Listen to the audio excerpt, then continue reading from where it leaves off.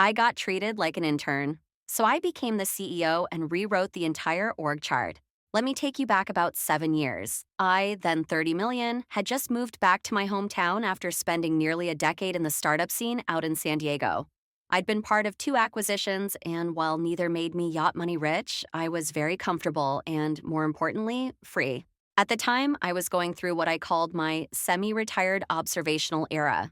Basically, I wasn't working, but I also wasn't doing nothing.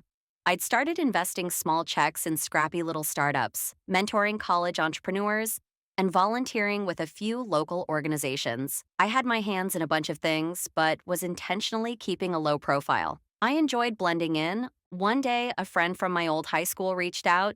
His cousin was a department head at a regional consulting firm. Let's call it Stratus Edge. Mid-sized, traditional, and about as exciting as beige wallpaper. But hey, they were local, and he said they were looking for someone to consult on client operations and innovation. Sounds like they want to pretend they're a startup. I joked. He laughed. Exactly, but they have money. And zero clue how to grow beyond spreadsheets and legacy clients. I figured, why not? Low stakes, local, and I missed being around actual business problems. I cleaned up my resume.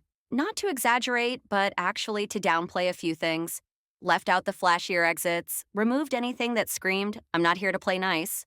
Sent it in, got a call back. Phase 1, the great underestimation. The office was exactly what you'd expect. Gray carpet, framed motivational posters from 2007, and a coffee machine that made noises like it had bronchitis. I showed up in my usual setup. Clean button down, jeans, and nice shoes. Receptionist, are you here to fix the printer? Me, no, I'm here for the strategy consultant role. She looked me up and down and shrugged. Take a seat. After 15 minutes, a guy in khakis and a Bluetooth headset came out to greet me. Meet Brad, senior strategy manager and walking LinkedIn profile. Brad, hey there, so you're Sam? Thought you'd be older? Me, I get that a lot.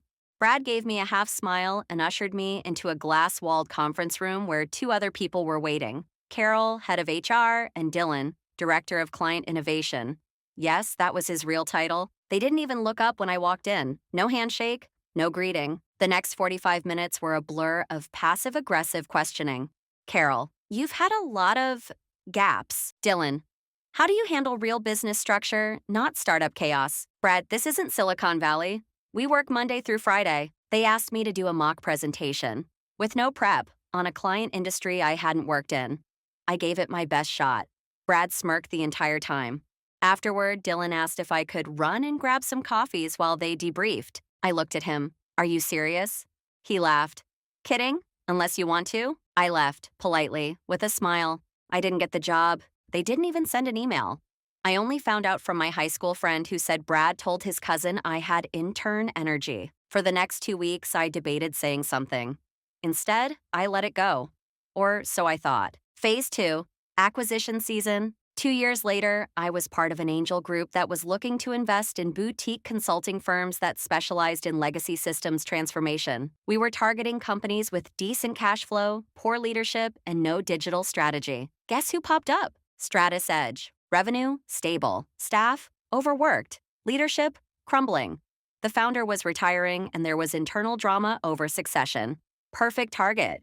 We made an offer. Not to buy them outright, but to partner with potential for majority acquisition. Translation, give us the reins or we're out. They agreed. They had no idea who I was. I went by Samuel in the docs. New haircut, cleaner profile, quiet entrance. Our firm put up 60% equity on the table with structured buyout clauses. I insisted on being the one to oversee the transitional phase. They welcomed me. Brad even called me sir. Oh, how the tables had not just turned, but installed a motor and spun 360 degrees. Phase 3, intern energy unleashed. On day 1 of transition, I walked into the office. Brad was still there. Dylan, too. Carol had retired and moved to Arizona. I called a company-wide meeting in the conference room, the same room where I had once been humiliated. Me. Good morning, I'm Sam. I'll be serving as acting president of Stratus Edge while we undergo leadership realignment. You could hear a pen drop. Brad's face went white. Dylan's mouth literally hung open. A junior associate dropped their pen and whispered, "That's the intern guy." Yes, it is. I introduced our strategy roadmap. We were shifting toward tech integration, operational audits, and automated workflows. I asked everyone to submit anonymous feedback on leadership. I asked for their pain points. We implemented a lean operations model. No more 20-slide decks for 5-minute problems. We moved to agile workflows, implemented new CRM tools, and reduced client onboarding time by 43%. Brad tried to dominate the room with corporate speak. I let him talk.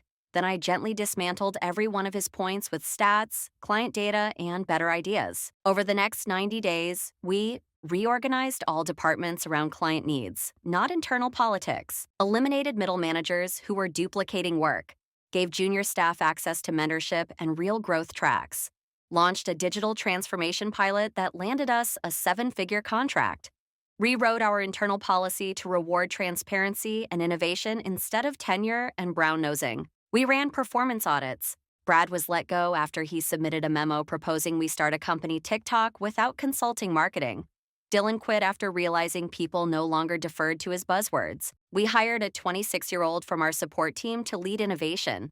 She's now a VP. I made one subtle change to the office. I had the conference room renamed. It's now called the Intern's Room. The room has one rule written on the door: speak last, listen first, never assume. Every Thursday, I host open office hours there.